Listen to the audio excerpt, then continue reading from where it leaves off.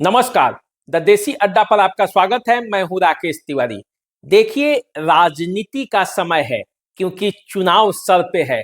और जब राजनीति का समय होता है तो राजनीतिक पार्टियां और उसके नेता दांव पर दांव खेलने लगते हैं। और इसी दांव में कोई ऐसा दांव होता है जो उसे राजनीतिक सफलता दिला देता है। बिहार में लालू प्रसाद यादव 20 है और झारखंड में बीजेपी भारी है। आज जो पूरे दिन राजनीतिक गतिविधियां होती रही, उसका लब्बो-लुआब। सबसे पहले नजर डाले कि आज क्या क्या हुआ। आज हुआ कि सबसे पहले पशुपति पारस अपने आप को एनडीए से अलग कर लिए। उन्होंने मंत्री पद से इस्तीफा सौंप दिया और हाजीपुर से चुनाव लड़ने का ऐलान कर दिया। राजद ने इसे मौके के तौर पर लिया और न्योता उनके पास चला गया है। तेज प्रताप यादव ने स्वागत किया है और कहा है कि यदि पशुपति पारस इधर आएंगे तो उनका स्वागत है। ऐसा माना जा रहा है कि पशुपति पारस अब एनडीए का दामन छोड़कर इंडिया का दामन थाम लेंगे और आरजेडी उन्हें चुनावी मैदान में उतार सकती है। हाजीपुर से उसका पूरा समर्थन उसे मिल सकता है। और यदि आरजेडी ने पशुपति पारस को हाजीपुर से अपना समर्थन दे दिया तो समझिए कि लड़ाई बड़ा दिलचस्प होगी। इसी हाजीपुर लोकसभा क्षेत्र के अंतर्गत वो राघोपुर विधानसभा क्षेत्र भी आता है, जो तेजस्वी यादव का इलाका है, जहां से तेजस्वी यादव विधानसभा सदस्य के रूप में चुने गए हैं। तो ऐसी स्थिति में चिराग पासवान और पशुपति पारस के बीच हाजीपुर में दिलचस्प लड़ाई हो सकती है, क्योंकि राजद का हाथ तब पशुपति पारस के साथ होगा। और इसीलिए ऐसा माना जा रहा है कि हाजीपुर में जबरदस्त मुकाबला देखने को मिल सकता है। लालू ने जो चाल चली है वो 20 पड़ने वाली है। फिर भी देखिए, चुनाव है और चुनाव में दोनों पक्ष एक दूसरे के खिलाफ दांव पर दांव चलते रहते हैं। आज कोई 20 है तो कल कोई 21 हो जाता है। यही तो राजनीति है। तो पशुपति पारस आज अपने आप को एनडीए से अलग किया। भारी मन से वे एनडीए से अलग होते हुए कि उनके साथ अन्याय हुआ है, उन्होंने प्रधानमंत्री को धन्यवाद दिया और अपने आप को अलग कर लिया। आज झटका सिर्फ भाजपा को नहीं लगा, आज झटका जदयू को भी लगा है। जदयू के महासचिव एमए फातिमी ने अपने सभी पदों से इस्तीफा दे दिया और जदयू की सदस्यता भी छोड़ दी। माना जाता है कि एमए फातिमी मधुबनी से चुनाव लड़ने वाले हैं, वे राजद की सवारी करने वाले हैं और इसीलिए उनका मोह भंग हो गया है जदयू से। उनका मोह अब राजद से हो गया है। राजद की नीतियां उन्हें अच्छी लगने लगी है और जदयू के नीतियां के उन्हें खराब लगने लगा है। एमए फातिमी पहले राजद के ही सिपाही थे, राजद से ही वे जदयू में आए थे और अब जब मधुबनी से उन्हें टिकट मिलने का आश्वासन हुआ है तो वे पाला बदलने के लिए तैयार हैं। एमए फातिमी दरभंगा के सांसद रह चुके हैं। मुस्लिम वर्ग में उन्हें अच्छा खासा पैठ माना जाता है। वो आरजेडी और जदयू के कद्दावर नेताओं में से एक हैं। उनके मधुबनी से चुनाव लड़ने के बाद मधुबनी में भी चुनावी लड़ाई बड़ा दिलचस्प होने वाला है। तो आज ये बिहार की गतिविधियां रही। इन सभी गतिविधियों के बीच उपेंद्र कुशवाहा आज विनोद तावरे दोनों मिले और दोनों मिलकर अपनी सीटों पर सहमति जताई।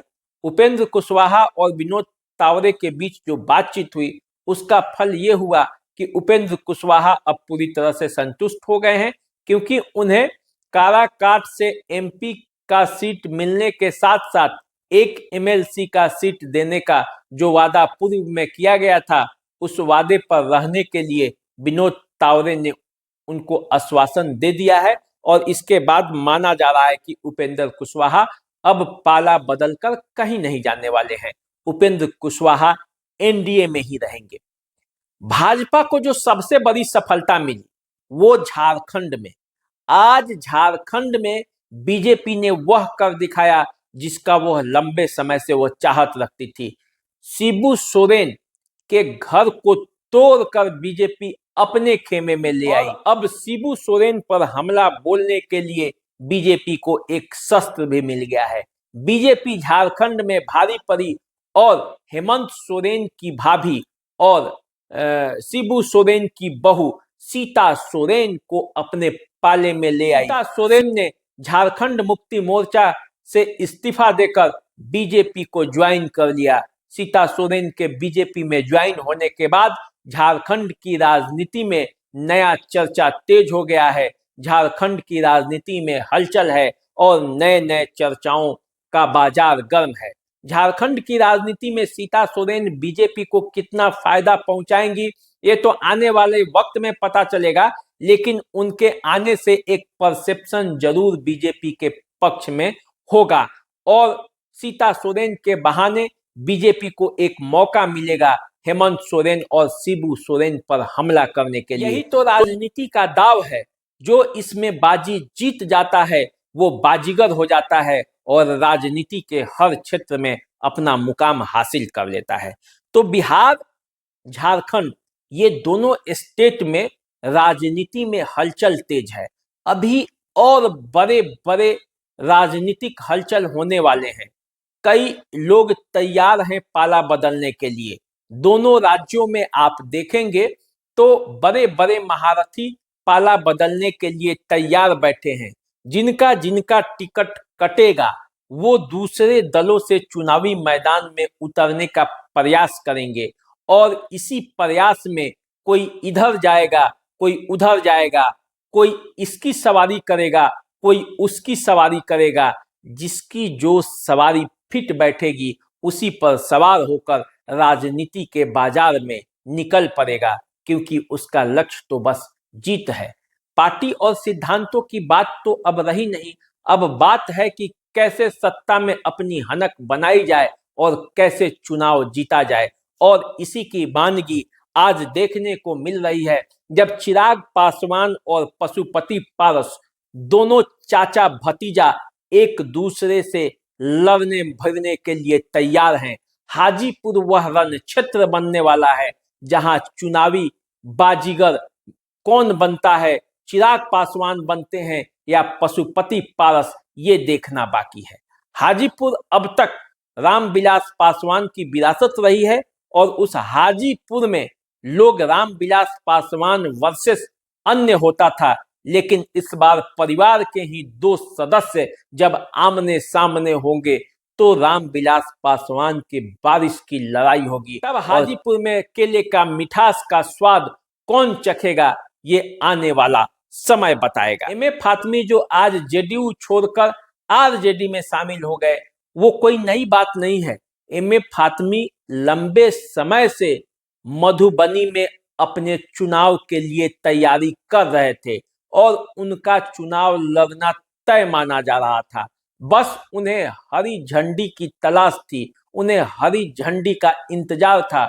वे चाह रहे थे कि जैसे उन्हें हरी झंडी मिलेगी पार्टी छोड़कर वो आरजेडी का दामन थाम लेंगे। तो अब देखिए अब वे कब आरजेडी ज्वाइन करते हैं और कब पार्टी उन्हें टिकट देती है, बस ये देखना बाकी है। उपेंद्र कुशवाहा के बारे में ये चल रहा था कि उपेंद्र कुशवाहा पाला बदलकर इंडिया गठबंधन में चले जाएंगे, लेकिन ऐसा होता अब दिख नहीं रहा है, क्योंकि उपेंद्र कुशवाहा को भाजपा ने समय रहते उनको साध लिया है और उनको अपने पाले में कर लिया है। वैसे भी उपेंद्र कुशवाहा पिछले चुनाव में अलग चुनाव लड़कर देख चुके हैं। वे 5 सीटों पर चुनाव लड़े थे और खाता कहीं नहीं खुला था, खुद चुनाव हार गए थे। इसलिए उपेंद्र कुशवाहा चाहकर न चाहकर भी एनडीए के पक्ष में ही रहना चाहते थे। केवल बात यही फंसी थी कि उनका कुछ डिमांड था वो पूरा हो जाए। तो एनडीए ने आज उनके बातों का आश्वासन दे दिया है और इससे उपेंद्र कुशवाहा का एनडीए से इंडिया में जाने का रास्ता बंद हो चुका है। अब ये तय हो गया है कि उपेंद्र कुशवाहा काराकाट से चुनावी मैदान में उतरेंगे। तो देखिए आगे बिहार की राजनीति में क्या होगा। पल पल समीकरण बदल रहा है, पल पल घटनाएं घट रही हैं, राजनीतिक चर्चाओं का बाजार गर्म है।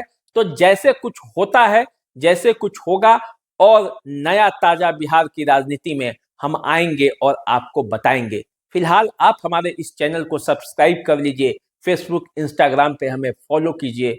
मुझे दीजिए इजाजत। नमस्कार।